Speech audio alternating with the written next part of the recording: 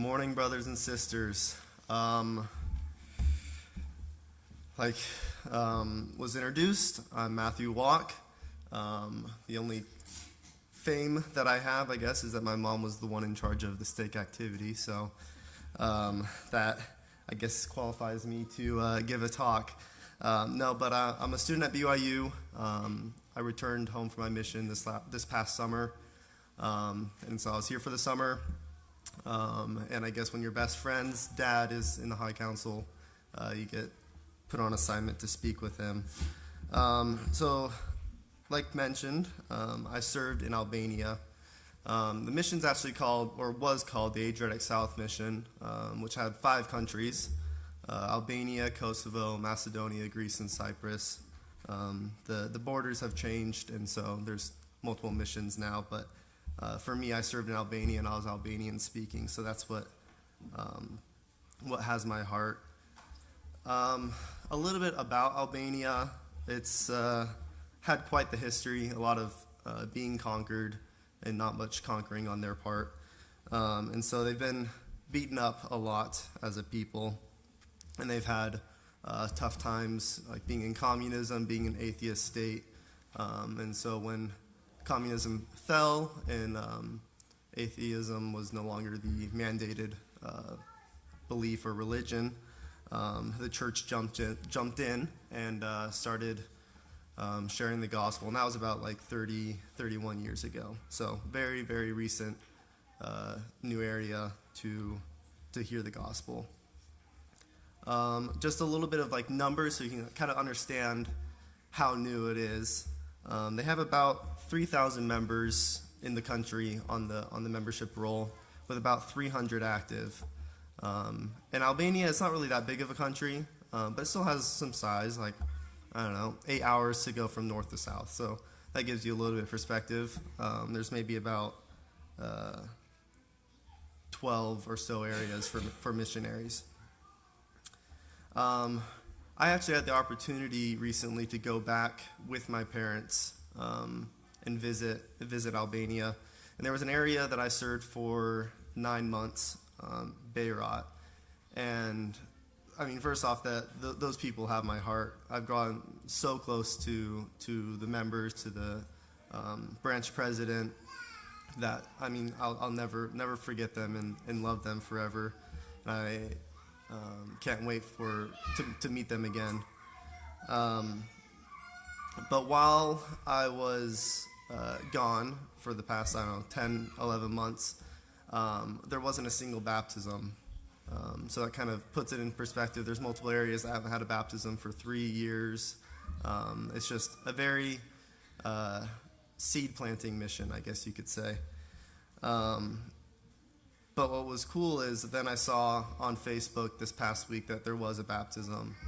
And so to me, it's just a testament that, the work is hard and it's slow, but it is happening all across the world. I kind of wanted to talk about each area that I served in and kind of an experience that I had there. So I'll start off with my interview with my mission president. So I got to the mission, 25 hours of traveling. I was exhausted, had no idea where I was, and got put into an interview with my mission president. And let me just tell you right there that not only are missionaries called to an area, called to a people, but a mission president is called to those missionaries. I know each person will have a different experience or had a different experience on their mission. But I think that's what's so special about our missions, and what's so special, and honestly a testament that this church is true, that our leaders are guided by the Spirit, because I got exactly what I needed in the leadership and the guidance that I needed from my mission president and from the Spirit while I was on my mission. But basically what I was assigned to right off the bat was I was in charge of social media for Albania. Which was pretty ambitious for a new missionary coming in and kind of all of a sudden starting to run things. And so I did that. And I don't really know why I was assigned that. I mean, I had some background and took some classes in high school of film and photography, things like that. I don't know if it was something that my bishop put in or my stake president, or if it was most likely the Spirit, my mission president being guided by the Spirit. So anyways, I went to this area, and I worked there. We reopened the area, and so it was tough. But the faith that this branch president had was simply amazing. There was about maybe 6 members or so going to this branch. Actually, my first Sunday, I showed up to church. There was no one there. So my mission president and I had the sacrament by ourselves. But the faith that this branch president had, he was the only member in his family. And he would still go to church, lead the church, try his best, once a year go to the temple. It was truly remarkable. Well, about 2 months after I got home from my mission, so that's 2 years and some months, his wife was baptized. And that was just amazing news to hear, that someone who was so patient with the Lord, so patient with the missionaries and with how slow it took for someone in his family to join, but he kept that faith and he kept trying and he never wavered, and that's just such a great example for me. And there's another family in that branch who has two daughters, and those 2 daughters, one served a mission and one just got called on a mission, and their family isn't always attending, or sometimes the dad goes and the mom doesn't, and the mom goes and the dad doesn't. And so really the faith that the Albanian people have has shown me a lot. It showed me that this gospel is a simple gospel. As missionaries, I'm going to be a little bit honest here. Our Albanian isn't the best. Especially for me, I came out of COVID time, so my MTC, I was all online, and so I never really even learned the language then, and so I got put into an area, I had to start talking to these people, and I didn't know how to speak at all, and so they had to be patient with our ability to converse with them and to convey gospel messages and meaning, and so oftentimes missionaries, when they have to give a talk like this, they're just talking about prayer, or they're just talking about faith, or they're just talking about the fundamental things over and over again. That's what the members hear. And yet they have so much faith. They believe so much in prayer.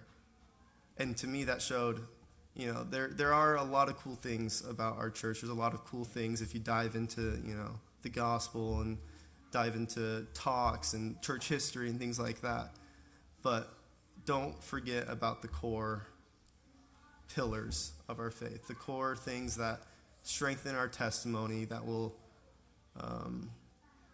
keep us going when times are tough. And so for me, that's what I found that the Albanian people maybe were forced to focus on, but that's what they also chose to focus on. And so those 2 daughters are a great example of, again, perseverance, even when times are tough.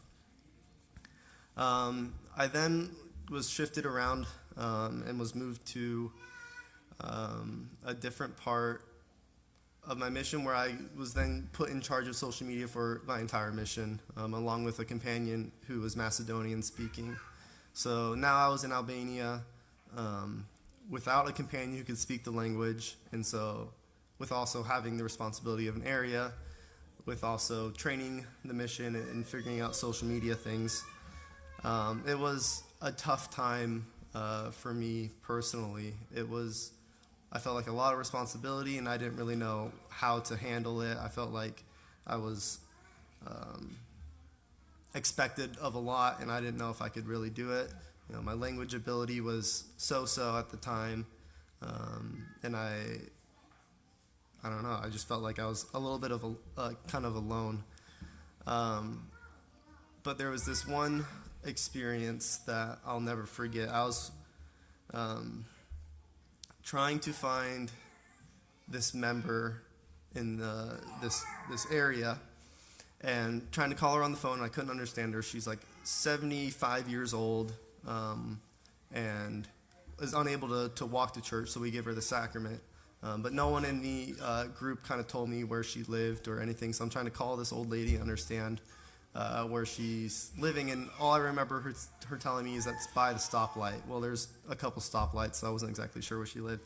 Eventually, we prayed and we found the right door, and we were then talking with her, and we shared a meal. I think this was actually Easter. We shared a meal with her, and it was an amazing experience. But what was a testament to me of that God knows what we're going through, and there's a reason why our mission presidents are guided by the Spirit, and why He put a Macedonian speaking elder with me in this specific area. Well, this member, her family comes from, I don't remember exactly which country, but one of the Slavic-speaking countries, like Bulgaria, for example. And this Macedonian missionary was able to say a prayer in Macedonian, which is a Slavic language, and this member was able to understand most of it. And the member started crying because it reminded her of her parents. And to me, that just testified right there that God does know us, and He knows exactly what we need at every moment of our lives. As I then moved on into different areas, I actually retained the social media assignment my entire mission, which was a little bit interesting and kind of shaped the way that my mission was trajected. But in my last area that I served in for 9 months, the area that I was talking about earlier, that I visited with my family, that was an experience to me that, I don't know, for me, I guess, being in an area for 9 months, getting to know the people that close, working with the branch president, but then also doing this whole other side of social media, to me really showed that God knows us and He knows our talents. He knows that, obviously we're given talents. We all have our natural talents that we lean towards and things like that. But as missionaries, you're often put in different circumstances and pushed really to try to expand your talents, maybe talk better with people, or be better at doing acts of service and things like that, which I think is totally true. You develop a lot as a missionary and you grow a lot as a person. But I think it's also really cool to see how God knows the talents that He gave us, and He will allow us to use those talents to further His work. And so when I did social media, we started to change the way that things were ran. We did advertisements and things with Facebook and Instagram. And I saw a shift in the work, and we were starting to teach more people, and we were starting to get more people found from this effort. And I know it definitely was not me. It was Heavenly Father's hand in it. But it showed me that He uses us as tools, right? It's commonly said that, I'll be a tool in Thy hand. But that was a testament to me right there that my talents and abilities can be used to further the work, which I thought was so special. And Albania doesn't have a temple. We actually had Elder Bednar visit Albania while I was there as a missionary, which was super special.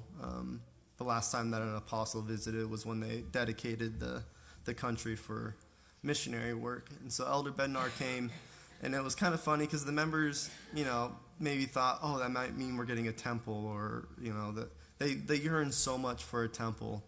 And Elder Bednar, in, his wisdom, kind of said, maybe a couple more years, you have to, and kind of put it back on the members that they need to be patient, and that they need to invite others to come into Christ. But the nearest temple to them is Rome, which I got to visit with my family, and that is such a special temple for me, because that's where the members go. And so when I went, I did the session in Albanian, and so I listened to what the people that I taught listened to, and it was so special to hear what they hear and understand it from their perspective. There was a family that I taught in my last area that while I was there, the mother got baptized.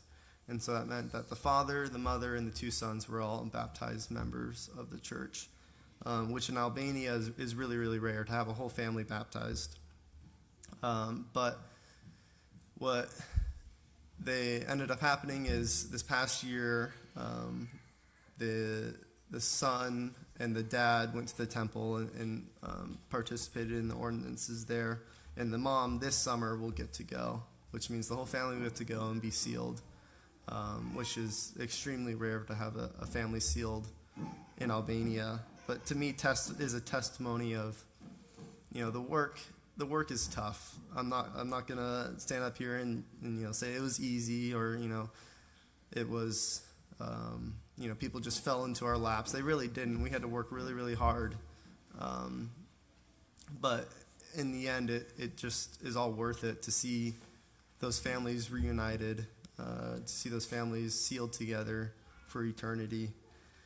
And I guess to put it a little bit in perspective of how tough the work can be in Greece, it's actually even harder than it is in Albania, with the Greek Orthodox Church and that being tied close to the state or to the government. It's hard for other religions to thrive in that country, and so missionaries would maybe get, as a country, maybe there was like 2 baptisms or 1 baptism a year, and so for them it was really, really tough. But what was so cool for me was seeing the missionaries every day get up and try to preach the gospel, try to invite others to come into Christ. And that was what I think is so cool about the focus that the church has put on the missionary purpose, to invite others to come into Christ. It's not to how many baptisms you get or things like that. It's just simply to invite others, because you never know what will happen afterwards. You never know the seed that you planted in that person's heart, whether it will grow and what will come of it. And so I just want to testify that a mission is exactly what you needed at that time. It is exactly, it's the best 2 years for your life. It's kind of funny. I was talking to my parents and I was like, one of my biggest pet peeves is when people are like, oh, I had like the best mission, and like my mission's just the best. It's better than yours, and it's the best. And I was always like, how could you be not so humble? Is that like what you just got taught on your mission and things like that? But I've had this perspective switch. Is like, it was the best mission for you. It was the best mission. My mission was the best for me, and that's because of how we're called.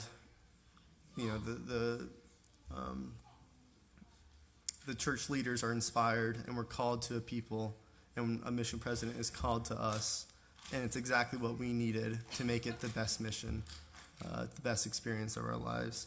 And so I testify that the Spirit really does guide us. It really can open the hearts of others.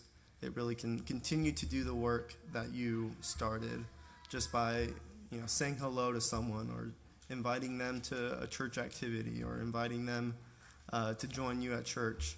You never know what will happen afterwards, but the Spirit will do its thing, and it will open the hearts of those people.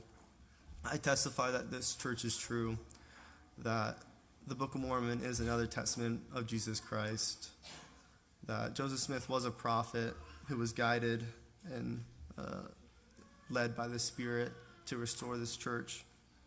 I testify that we have a living prophet on the earth today, that he also leads and guides this church by the Spirit, and that as we follow his counsel and the counsel of church leaders, that we'll be guided and led to do the best that we can on this earth.